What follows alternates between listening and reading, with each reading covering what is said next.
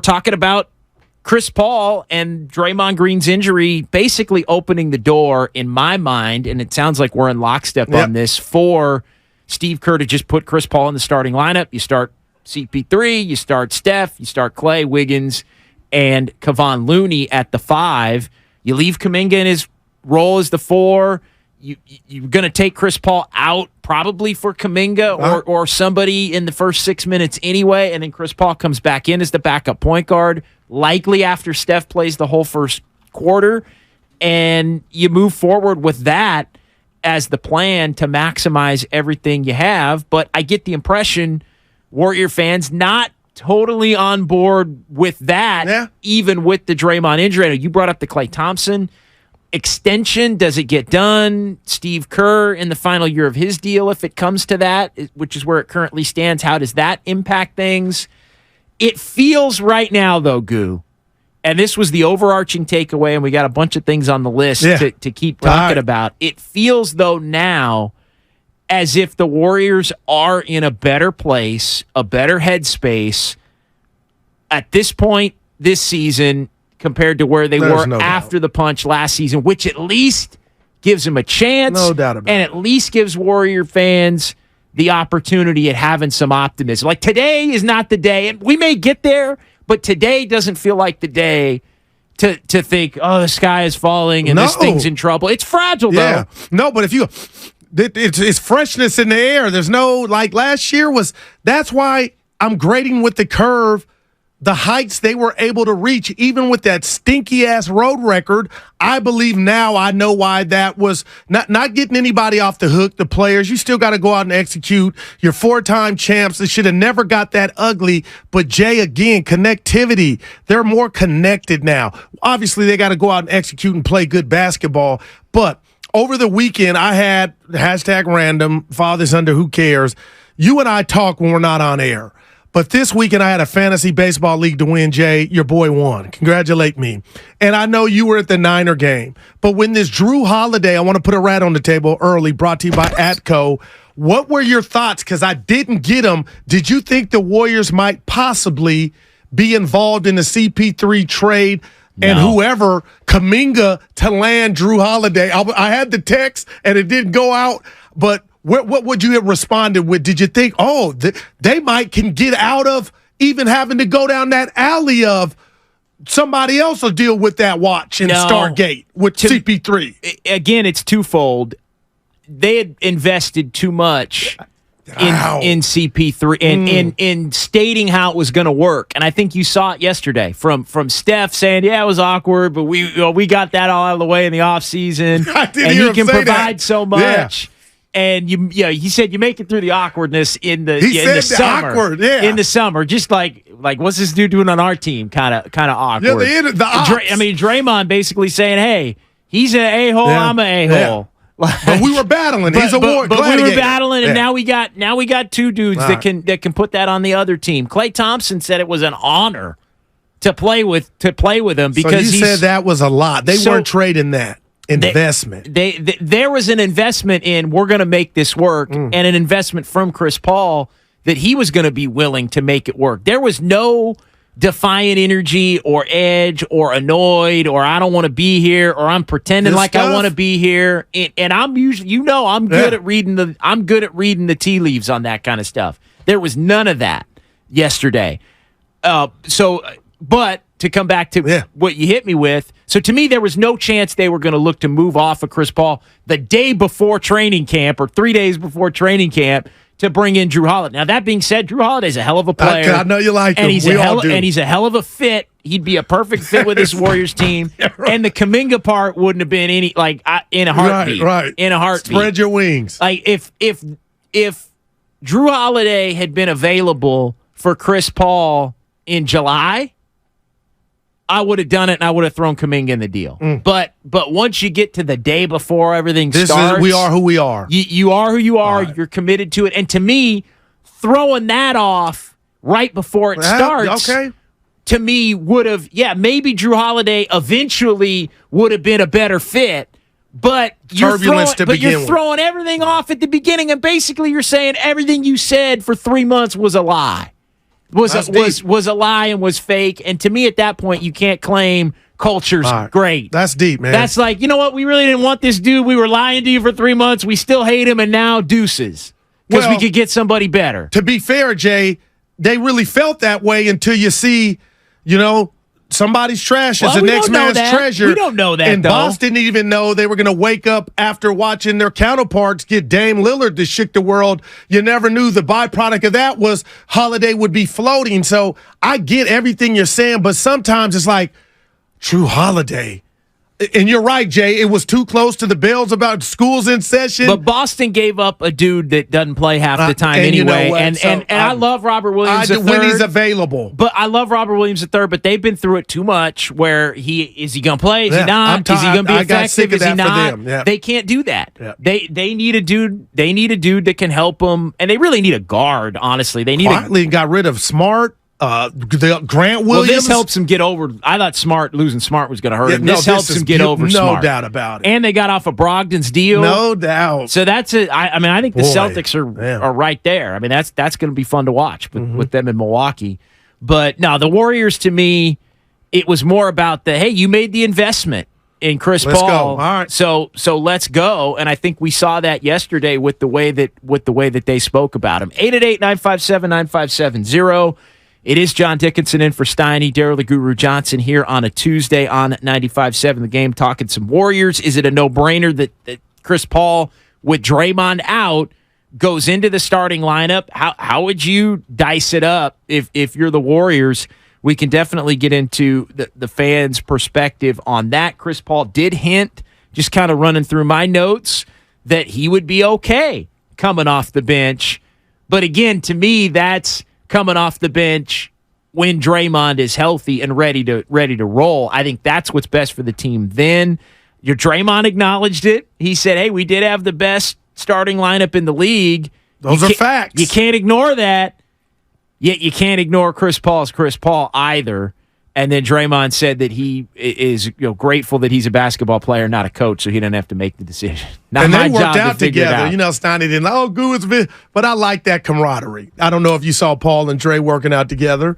Yeah, I like that stuff. Moody and Clay, as I mentioned earlier. Well, and they had these whole team workouts as well, which were a big part of it, where Chris Paul flew in and I didn't know any of that. He was here. They had the young guys involved, not all the time, but when they did these, it sounds like they did some full team voluntaries put together by the players, and CP hopped on the Southwest flight. Yeah, he probably had his own jet. Oh no, I think somebody made the point that he flew commercial.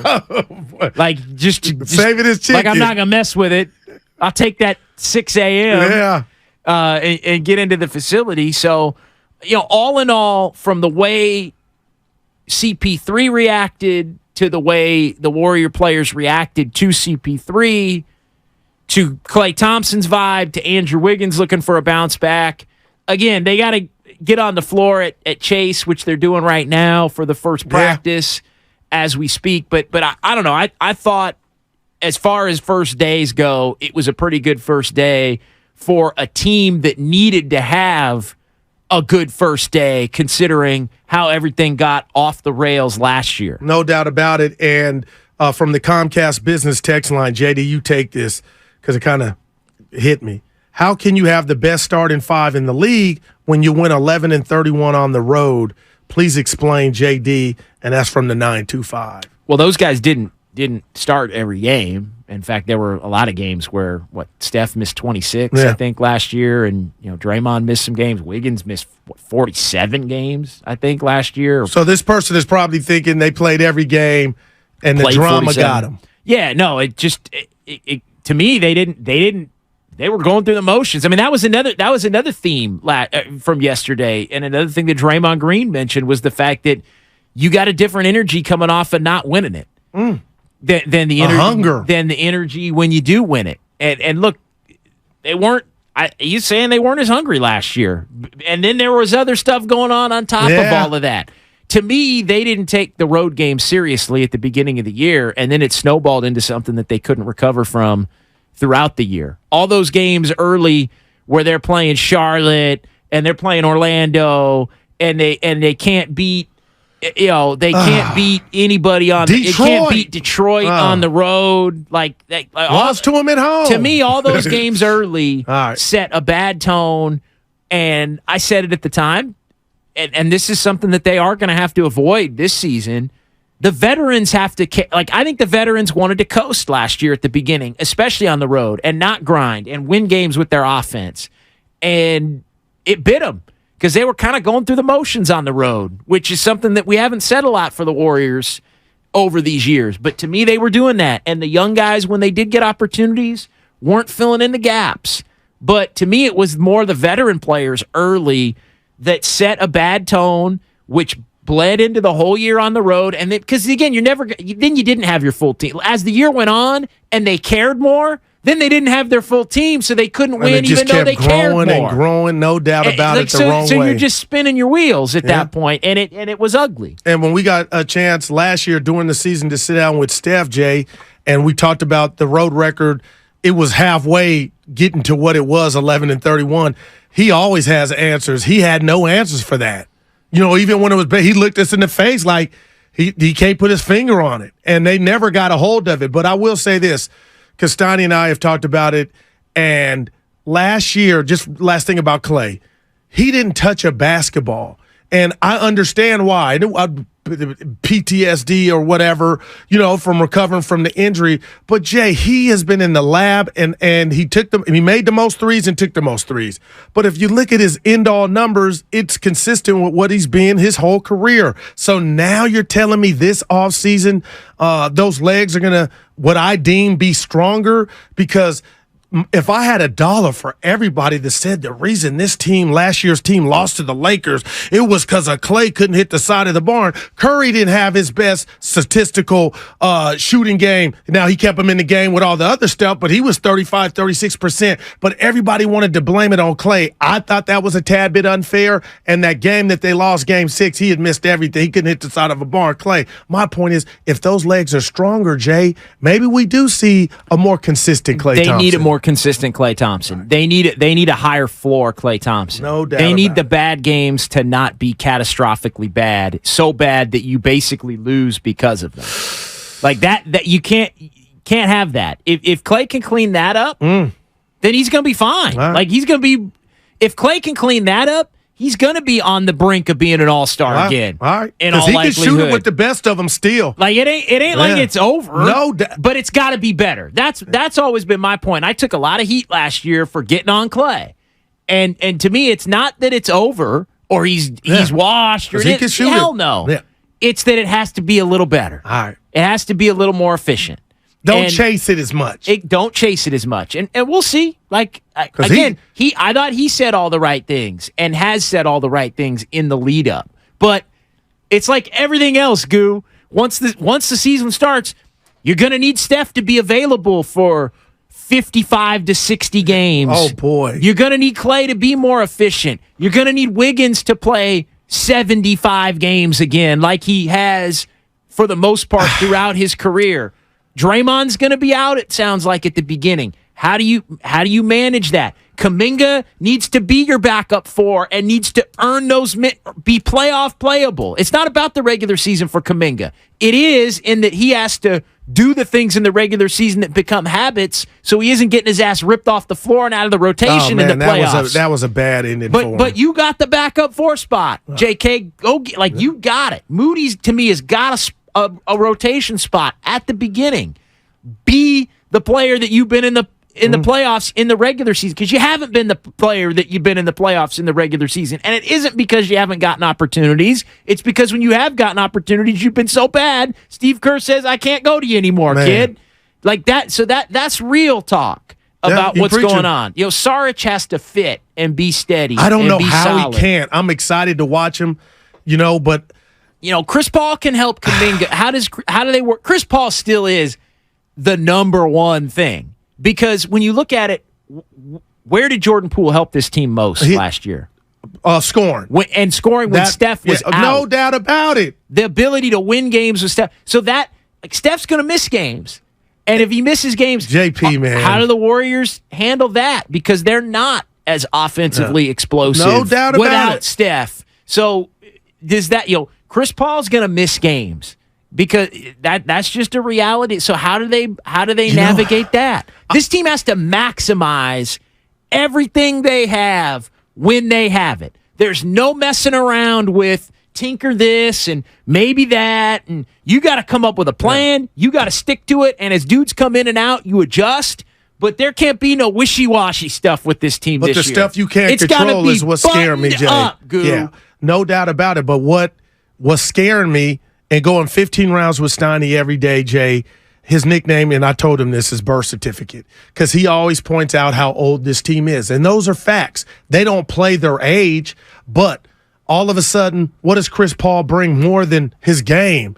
Is that birth certificate. Now we're talking about, Jay, the oldest team in the league. So the euphoria that I'm feeling off you and I'm feeling off of the players and the press that were at Chase yesterday, you're telling me that Drew Holiday and the Celtics are opening their early Christmas gift. The Bucks are opening their early Christmas gift. Again, the Lakers had their off season and made some good additions. Jay, I'm on the couch Saturday and I'm on X, Twitter, and the news of Draymond Green in this like, sprained ankles happen to everybody, but you tend to get injured. I'm staring into Steiny.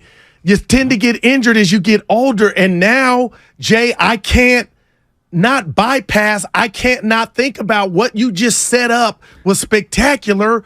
But here we are before game one, and your heart and soul's out 6 to 8 weeks. But here's where I'm different than a lot of people. Give it to me. I can lay out the scenario where it all clicks and what the Warriors are going to need. And I think they need all of those things that I mentioned to be, if they're going to be a contender, if they're going to be 50 wins and top 4 in the West and all of those things. If they're going to be that team, everything I mentioned is going to have to be on the high end as opposed to the low end. They need all of it bare minimum. But here's the other reality, and this is where I'm different. They're old.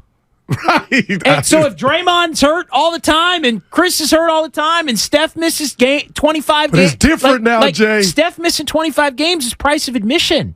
Like, he's going to. But you had JP to pick up that slack. And you know what? That's the risk you took. So if you end up with Steph missing 25 games and now you can't win games without Steph like you did last year, that's the cost of doing business. You have to, like, the Warriors are at a point where they have to calculate for everything. It's you're making bets. Yeah. You're making bets that you're going to it. be so buttoned up that when Steph misses time, you're still going to be effective enough to be able to win games. You're making bets that you're going to be so much better in other areas that you're going to win. Like maybe you don't win as many games when Steph's out as you did last year, but you're also not going to be 0-50 on the road before you get a win, and you're losing to Detroit and Charlotte and Orlando and everybody under the sun when you're not at Chase Center. So there is a little bit of a balance there. So, God, the Moody's, everything you just said, you got to take it up a notch. I'll give you another thing. They're going to have to win 33 games at home, probably. 35 games. You know, they're probably going to have to win, I would say probably 32 to 33 They got a lot of road games. games early on this season. They do. 7 to 9 are on the road. And a lot what the hell? And a lot of Thanks those never go full, Jeff. Yeah. No, a lot of those are going to be maybe without Draymond. Oh, my goodness. So, again, that's where, to me, and bringing it back to the way we started the show, that's where I'm not messing around, Goo, with the notion of, well, Chris Paul's going to come. Like, I'm not having Chris Paul come off the bench because I'm trying to set up my rotation for later and start the youngster when you got all these road games and you've been bad on the road and you got to win. Like, you're going with what you have. And to me, it's ride it till the wheels come off if you're the Warrior. Like, to me, you're going with what you have from the jump because you don't know when you're not going to have it. Yeah, look at you. So you got to go with everything. You got to go with the best version of yourself. There's no, we're going to do this to set up this later. Mario and Andretti from the gate is what you're saying. And there's none of this. Well, by March they're going to be this, and by if we're talking, if I'm going to tell you right now, if the Warriors get off to a bad start, and it's like, well, they could be this in March, and this guy's out, and if it all clicks, Done. It's done. Wow, man. So I'll give you the positive setup of it, but But I'm we going to gotta give be you the real. real No setup doubt. of it too. It's and scary. both of those things could happen. It's scary. That's the reality. I'm not coming on here saying, "Oh, all right." Like I think the vibes are perfect day one, but It's about basketball at the end of the day. and bleep's going to happen.